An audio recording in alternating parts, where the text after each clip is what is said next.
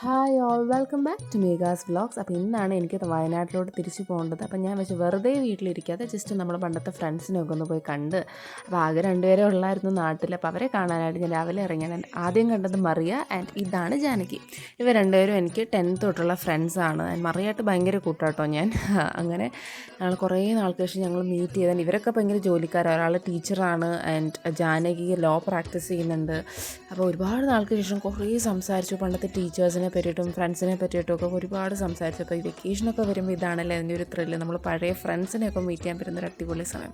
അപ്പോൾ അതെല്ലാം കഴിഞ്ഞ് ഞാൻ അടുത്തുള്ള ചേർച്ചിലും പോയിട്ട് ഞാനൊരു സൺസ്ക്രീൻ ട്രൈ ചെയ്യാനായിട്ട് പേർപ്പിളിൽ പോയിട്ടുണ്ടായിരുന്നു. ആൻഡ് അത് ട്രൈ ചെയ്യുന്നതാണ് നിങ്ങളിപ്പോൾ കണ്ടത്. ആൻഡ് ഫുഡില്ലാതെ എന്ത് ജീവിതം എന്ന് പറയുന്ന കണക്കാണ്. അപ്പോൾ നമ്മൾ ലക്ഷ്മി ബേക്കേഴ്സിൽ നമ്മൾ ഫുഡ്, അതായത് പുതിയ ഔട്ട്ലെറ്റ് ആയിട്ടുള്ള റെസ്റ്റോ ബേക്സിൽ കോളേജ് ജംഗ്ഷനിലുള്ളിടത്താണ് പോയത്.